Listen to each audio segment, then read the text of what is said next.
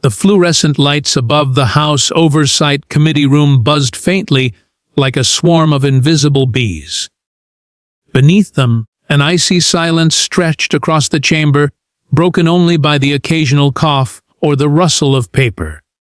The air was taut, like a violin string pulled too tight.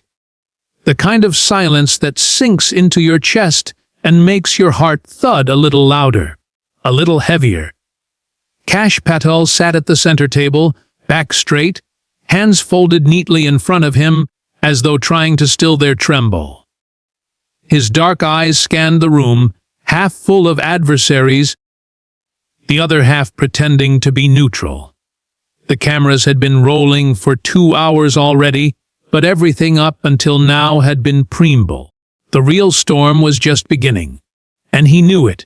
Beyond the dais sat Senator John Kennedy of Louisiana, his face a study in Southern inscrutability. Folksy in appearance, shrewd in mind, Kennedy had a way of twisting a question like a blade, sharp, unexpected, and sometimes fatal. For now he sat back, fingers steepled, waiting.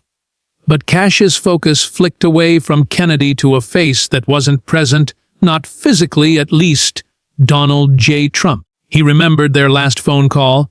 It had come late at night, 2:13 a.m., to be exact, when the world was asleep and conspiracies came alive. Trump's voice was tired but firm. "They're gonna come after you next, Kash. They don't care about truth. They care about the takedown. Be ready." That call had stayed with him. Kash wasn't just any witness. He had served as a top aide in Trump's National Security Council, and later as Chief of Staff to the Secretary of Defense. But he was more than a resume. Born to Indian immigrant parents in Queens, he had grown up with a fire in his gut and a chip on his shoulder. He was the kind of man who didn't just climb ladders. He kicked them down behind him so no one could follow. Fiercely loyal, fiercely principled, and some would say, foolishly brave. Today he was here to defend Trump, not just the man, but the movement, the idea that the system could be challenged, disrupted, reshaped. The hearing was supposed to be about declassification procedures, but everyone in the room knew better. This was about January 6th, about documents, about Mar-a-Lago, about 1,000 unnamed sins. Kash cleared his throat as Congressman Elijah Grant, a fiery progressive from Chicago, leaned into the microphone. "Ms.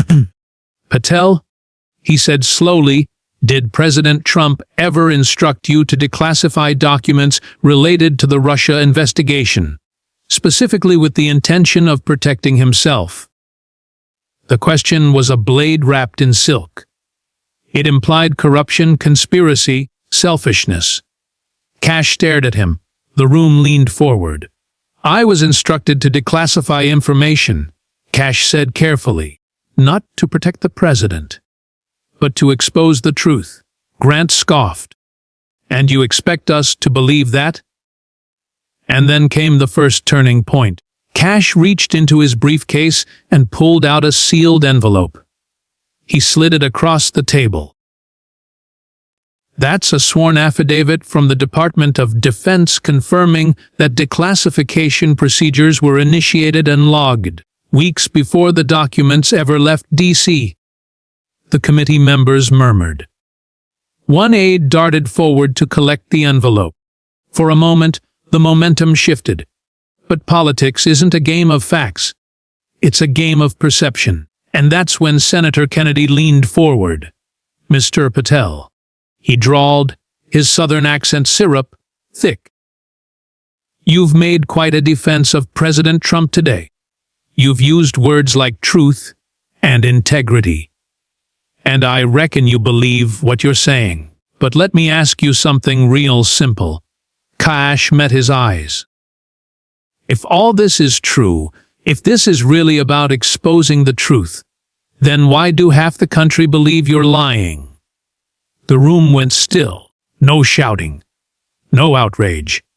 Just the sting of the question lingering in the air, like smoke after a shot. Kash didn't speak immediately. His jaw tightened. In that moment, memories rushed in.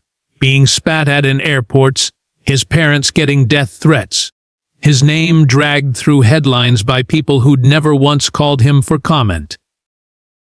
Because truth, he said quietly, isn't trending. It's not profitable.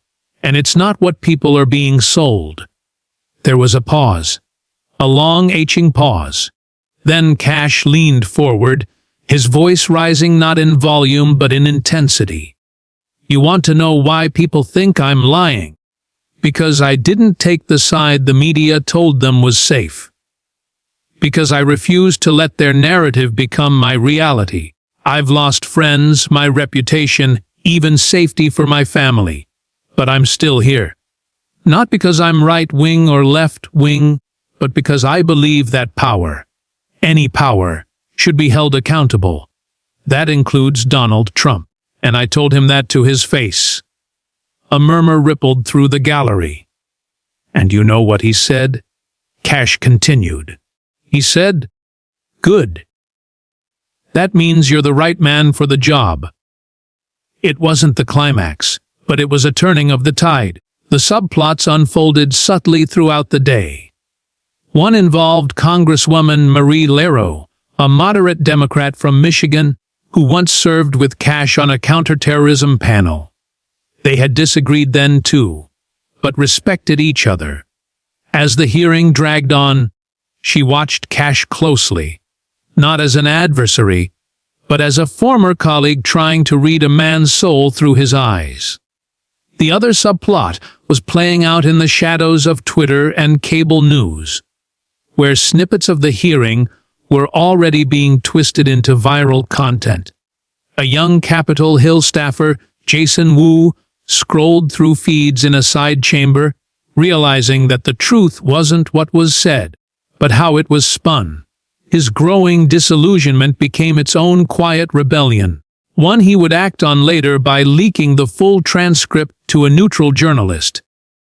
As the hours passed, the emotional toll wore heavy on Kash. He wasn't a politician. He wasn't even a public figure by choice. He was a staffer, a policy guy. And yet here he was, holding the line against the storm. During a break, he stepped into a private hallway, staring out a narrow window. Rain had started to fall in slow sheets, glistening against the Capitol dome. He called his mother. "They're trying to bury me, Ma," he said, voice barely above a whisper. "You're not buried," she said in Gujarati. "You're planted." Those words stitched something back together in him. When the hearing resumed, it was Marie Lareau who surprised the room. "Mr. Patel," she said, "while I may disagree with some of your conclusions, I believe your intentions are sincere, and I think we owe you at least that acknowledgement." It was a small thing, but sometimes truth begins in whispers. The climax came when the chair of the committee, Representative Alan Brenner, attempted to close with a statement about the dangers of misinformation. Kash interrupted, not rudely, but firmly. "With all due respect, Chairman Brenner," he said, "if this is about misinformation, then we need to start by looking at every institution in this country, not just one man.